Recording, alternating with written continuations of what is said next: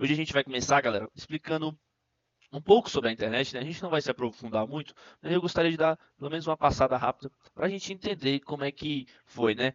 Como é que era a internet, se já era da casa das pessoas, se já era cientificamente utilizado, né? E ela teve como início, a princípio de tudo, Bruninho, ser mais como uma comunicação entre as pessoas, os soldados na guerra, na Segunda Guerra Mundial, né, um pouquinho no fim, e na Guerra Fria, até chegar na internet como é conhecida hoje, entendeu?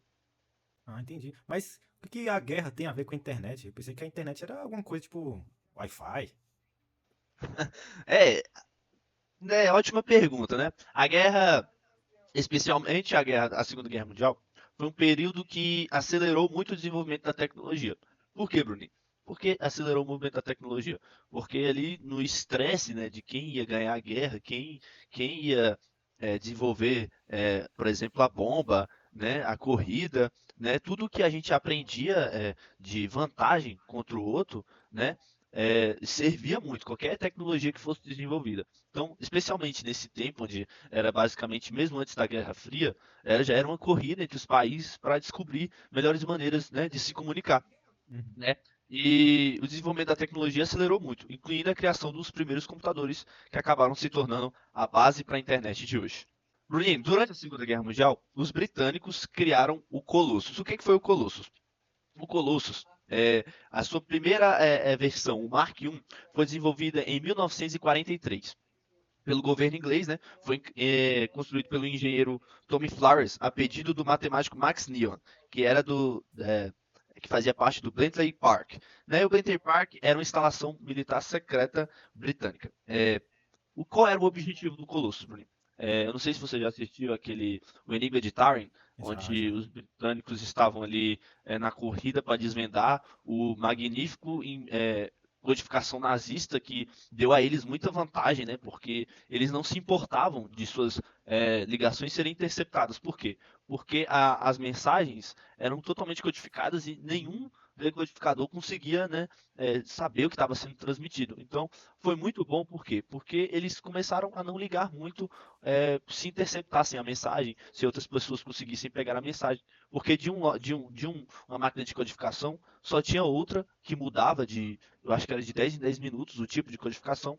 Então era muito pouco tempo para as pessoas decifrarem. Então, essa tecnologia de codificação surgiu e deu muita vantagem para os nazistas, só que também foi tipo um combustível para como é que eu posso dizer, para o desenvolvimento de uma nova tecnologia, né? Uma tecnologia que seria feita para desvendar esse código, né? Esse enigma de Turing, ele solucionou uma máquina nazista que usava 3 discos de codificação e na época já era muita coisa. Agora esse Colossus, que foi um dos primeiros computadores da Segunda Guerra Mundial, foi criado para desvendar o enigma da Lawrence, que foi uma máquina de codificação nazista que usava 12 discos de codificação. Então já pensa, se 3 já era um bicho de 7 cabeças, imagina 12, né? Então o Imagina Colossus dois. foi criado para decifrar esses códigos desses alemães. Caramba, e esse Colossus aí era tipo um computador que a gente usa hoje em dia? Cara, na lógica, né? Sim, mas ele era muito diferente. Colossus era enorme, cabia numa sala toda e ocupava uma sala inteira, né? Ele conseguia realizar tarefas muito específicas, como, né, o objetivo que ele foi criado, que foi decifrar códigos. Não dava para navegar na internet ou jogar por ele, por exemplo. Ah, Depois da Segunda Guerra Mundial, veio a Guerra Fria, né, entre Estados Unidos e Rússia, aquela corrida, né? Os Estados Unidos precisavam de uma rede de comunicação que fosse segura, mesmo em caso de ataques. Foi aí que criaram, né, a conhecida entre os nossos amigos da tecnologia ARPANET, que é a avó da internet que usamos hoje. hum, mas tipo uma rede, tipo, a ARPANET era tipo um Wi-Fi da época, então? Mais ou menos. A ARPANET conectava vários computadores em lugares diferentes para que eles pudessem se comunicar, mas sem fios, era tudo através de cabos e sinais elétricos. Hum, Imagina uma versão bem primitiva do que é hoje a internet. Com o tempo, é, a ARPANET evoluiu e começaram a usar o TCP/IP, um conjunto de protocolos que ajudava os computadores a se entenderem e trocarem informações. Pensa comigo, Bruninho. hum. Você, por exemplo, depois da Segunda Guerra Mundial, a internet, que é a rede de comunicações que foi desenvolvida durante a guerra, começou a ser usada em centros de pesquisa científicos, né?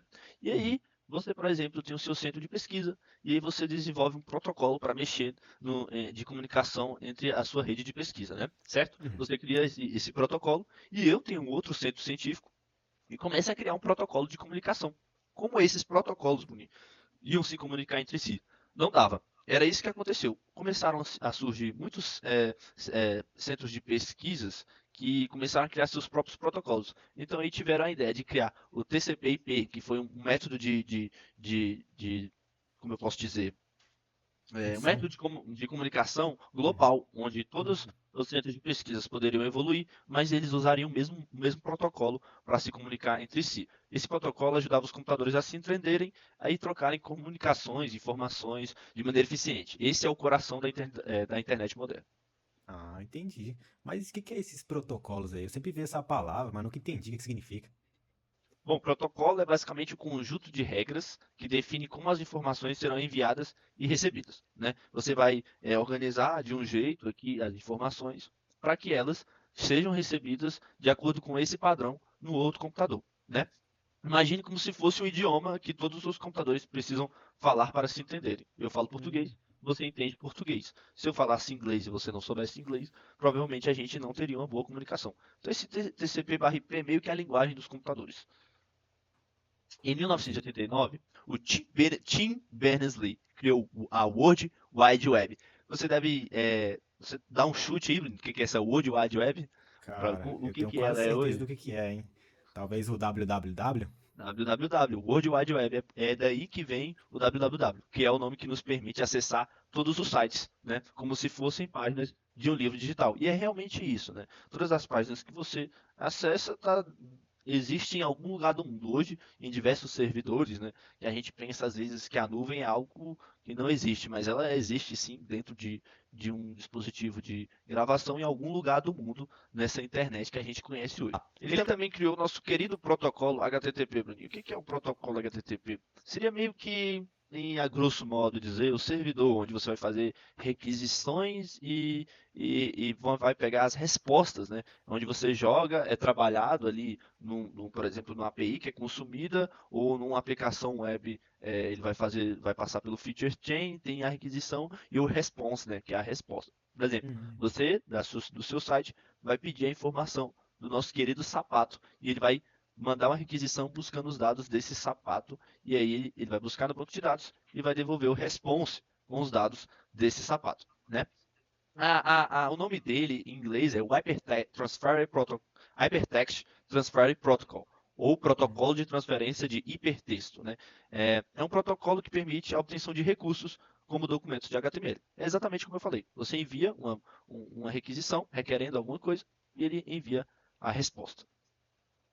Entendi, entendi. É, Então, esse cara aí que você fala, o Tim Berners-Lee, ele criou o www, ele criou o HTTP, criou o HTML, e então foi ele que inventou a internet, né? Que a gente conhece. Ele criou o Google também? Bom, não exatamente, né? Ele criou a base, que é o chamado web. O Google veio também depois como um site, né? Um HTML com as funções dele dentro dessa web. Tim Berners-Lee criou o HTTP, que é a regra de comunicação para acessar o site, né? Como eu expliquei. E o HTML, que é a linguagem usada para criar esses sites. O Uhum. HTML começou como uma linguagem bem simples de criar e organizar páginas web e foi evoluindo até a que usamos hoje. Mas o que é HTML, né? HTML no nosso querido inglês é Hypertext Markup Language, né? Ou linguagem de marcação hipertexto. É uma linguagem de marcação e não de programação. Para você que já estava pensando que a gente já ia mexer com linguagem de programação, ela não é uma linguagem de programação. Ela é uma linguagem de marcação que define a estrutura e o significado do conteúdo de uma página web. Ela, como eu posso dizer, foi evoluindo de acordo com o tempo, é claro, permitindo a criação de sites mais complexos até a que usamos hoje. Mas fala aí pra mim, Vitor. O HTML, ele ainda é importante hoje? Você disse que tem essa diferença aí entre linguagem de programação, linguagem de marcação. Não existe outras coisas mais modernas para criar site, não?